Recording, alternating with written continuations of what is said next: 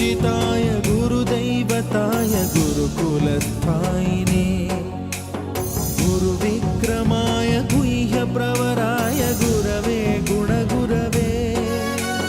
गुरुदैत्यकलक्षेत्रे गुरुधर्मसदाराध्याय गुरुपुत्रपरित्रात्रे गुरुपाखण्डखण्डकाय गीतसाराय गीततत्त्वाय गीतगोत्राय धीमहि गूढगुल्फाय गन्धमत्ताय गोजयप्रदाय धीमहि